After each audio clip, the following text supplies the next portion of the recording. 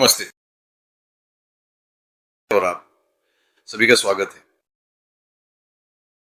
कुछ विचार साझा करने के लिए। आज मैं सफलता के बारे में सोच रहा था। मुझे यकीन है हम सभी सफलता चाहते हैं। सफल होना अच्छा होना है। हम हमेशा इस पर पर्याप्त ध्यान नहीं देते कि सफलता क्या है और विशेष रूप से अपने स्वयं के संदर्भ में मैं खुद को कैसे कहूंगा एक सफल या सफल व्यक्ति। और कुछ विचार मैं साझा करना चाहूंगा जो मन में आए कि सफलता कई प्रकार की हो सकती है। बाहरी सफलता, सांसारिक सफलता, बाहरी सफलता और आंतरिक सफलता। सफलता जो आप भीतर महसूस करते हैं आधारित है कि सफलता आपके लिए क्या मायने रखती है और सफलता का क्या अर्थ है। हम में से प्रत्येक के लिए एक मानव के रूप में, समाज के सदस्य के रूप में, संस्कृति सभ्यता के सदस्य के रूप में और उसकी प्रगति। तो पहले बाहरी सफलता पर विचार करें। हम सफलता को कैसे मापते हैं? सफलता, मान लीजिए बाहरी सफलता का एक मापदंड पैसा होगा। कितना पैसा किसी के पास है, कितनी संपत्ति किसी ने इकट्ठा की है। जितनी अधिक संपत्ति आपके पास है उतना ही अधिक सफल आपको माना जा सकता है। कोई अधिक अमीर व्यक्ति सफल है उसकी तुलना में जो व्यक्ति मूलभूत आवश्यकताओं से वंचित है, कोई और भी अधिक अमीर व्यक्ति, क्या वह अधिक सफल है? सबसे अमीर व्यक्ति के बारे में क्या? पृथ्वी पर सबसे अमीर व्यक्ति, क्या वह व्यक्ति सबसे सफल व्यक्ति है? यह एक विचार करने योग्य प्रश्न है। सफलता की डिग्री, क्या इसे संपत्ति की मात्रा में मापा जा सकता है? पैसा एक जो किसी के पास है, जो किसी ने इकट्ठा किया है। उस संदर्भ में शायद ये सोचना उपयोगी है कैसे संपत्ति इकट्ठा की गई है। क्या ये एक प्रयास, योग्यता, अच्छे निर्णय थे या बस संयोग और भाग्य? मान लीजिए किसी ने एक गलत निर्णय लिया जो संपत्ति इकट्ठा करने के लिए अच्छा साबित हुआ। आपने शेयर बाजार में एक अनुमान लगाया और उस कंपनी के दाम बढ़ गए और आपने बहुत सारी संपत्ति इकट्ठा कर ली। ये एकमात्र संयोग था, आपको नहीं पता था कि क्या होगा। शेयर बाजार काफी अटकलों से भरा है। आपने एक अच्छा अनुमान लगाया, आपने एक मौका लिया, एक जोखिम उठाया या बस जुआ खेला और आपने बहुत सारी संपत्ति इकट्ठा कर ली। क्या यह सफलता का मापदंड है या कोई जिसने एक अच्छा विचार प्रस्तुत किया और उस विचार को लागू किया ताकि बड़े समाज को लाभ हो, एक उत्पाद बनाएं, एक तकनीक बनाएं जिसकी आवश्यकता है, न कि वह तकनीक जिसे आप बस बनाना चाहते हैं और इसलिए आप चाहते हैं कि लोग इसे खरीदें।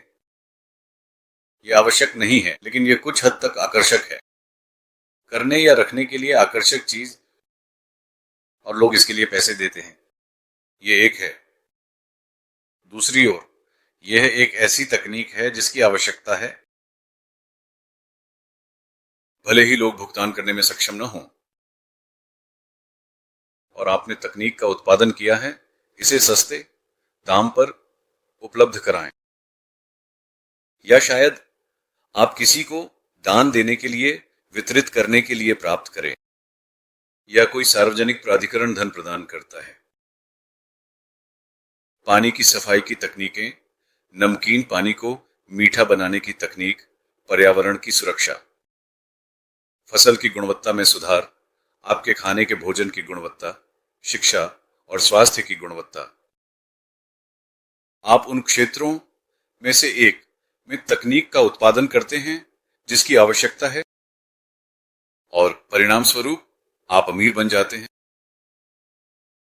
की तुलना में एक शुद्ध संयोग, या जो आपने सोचा था कि वास्तव में अच्छा निर्णय नहीं था, लेकिन वह अच्छा साबित बिना आपकी इच्छा या अपेक्षा के। तो सफलता के बारे में कई बातें कही जा सकती हैं। मान लीजिए एक और उदाहरण, एक बच्चा जो बहुत अमीर परिवार में पैदा हुआ है, ठीक है, बहुत योग्य नहीं, बहुत शिक्षित नहीं, लेकिन बहुत सारी संपत्ति विरासत में मिलती है, और भले ही वह कुछ न करे, फिर भी वह एक अच्छी जिंदगी जीता है, और जो चाहे कर सकता है। वह या वह विरासत, या कोई जो बहुत साधारण, शायद गरीब पृष्ठभूमि से आता है, लेकिन केवल कड़ी मेहनत, ध्यान, फोकस, महत्वाकांक्षा, दृष्टि, अच्छी शिक्षा प्राप्त करता है, उस पर ध्यान देता है, अच्छा प्रदर्शन करता है, और कुछ ऐसा करता है जो उसके लिए अच्छा है, साथ ही समाज के लिए, और धन इकट्ठा करता है। आप इसे विरासत के साथ कैसे तुलना करेंगे? उदाहरण के लिए, या केवल भाग्य या संयोग? उनकी तुलना में जो बहुत साधारण पृष्ठभूमि से प्रयास करता है। क्या इस पृष्ठभूमि से दो व्यक्ति उसी स्तर की संपत्ति तक पहुंचेंगे? क्या वह समान सफलता है, या एक का थोड़ा अधिक मूल्य है, अधिक महत्व, या फिर बाहरी दुनिया में आप एक सफल करियर बना सकते हैं, अपनी नौकरी में अच्छा कर सकते हैं, और उच्च पद प्राप्त कर सकते हैं, अच्छी प्रतिष्ठा प्राप्त कर सकते हैं। हर कोई आपके बारे में जानता है। आप धन में अमीर नहीं हो सकते, लेकिन आप पहचान में, पद में, समाज में स्थान में, दूसरों से सम्मान में अमीर हैं। क्या इसका कोई मूल्य है? शायद अधिक मूल्य आपके विचार के लिए। फिर सफलता का एक और आयाम आता है, आंतरिक सफलता, जो आप बनना चाहते हैं। आप उस दिशा में बढ़ रहे हैं, और आप उस बिंदु तक पहुंच रहे हैं। अपने आप को सुधारना, अपनी व्यक्तित्व, अपने चरित्र, समाज में अपना योगदान, अपने आसपास के लोगों को ऊपर उठाने में अपना योगदान, और आपको इसके बारे में अच्छा महसूस होता है। क्या सफलता का संबंध अच्छा महसूस करने से है? क्योंकि हर अमीर व्यक्ति खुश नहीं होता। तो क्या खुशी सफलता का मापदंड है?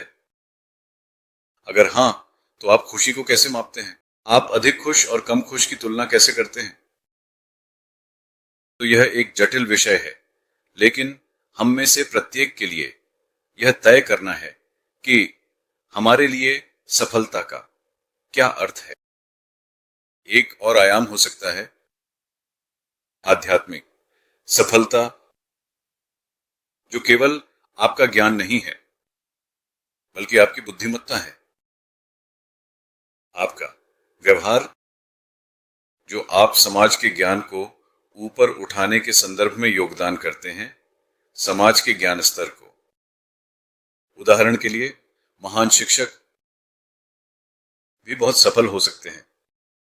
वे बहुत अमीर नहीं हो सकते, उनके पास बहुत ऊंचा पद नहीं हो सकता, लेकिन उन्होंने समाज में, अपने वातावरण में एक अंतर पैदा किया है। महान आर्षि और संत जिन्होंने हमें दिया है शानदार शिक्षाएं या ग्रंथ, और हमें मार्गदर्शक दिए हैं, दिशा निर्देश, हमें विचार दिए हैं, ताकि हम एक मानव के रूप में अपनी व्यक्तिगत यात्रा में प्रगति कर सकें। वे बहुत अमीर नहीं हैं, बहुत प्रसिद्ध नहीं हैं, वे केवल उन लोगों के लिए जाने जाते हैं जो उस दिशा में, उस मार्ग पर चल रहे हैं।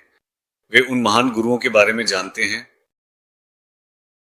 तो मैं जो बात समझाने की कोशिश कर रहा हूं वह ये है, मूल रूप से विचार के लिए भोजन।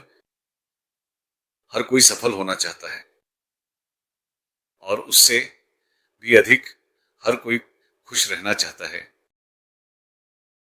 तो आप सफलता को कैसे परिभाषित करते हैं और खुशी का पीछा कैसे करते हैं, चाहे वह बाहरी दुनिया के लिए हो या आपके आंतरिक अस्तित्व के लिए, तो इन सभी बातों पर विचार करें।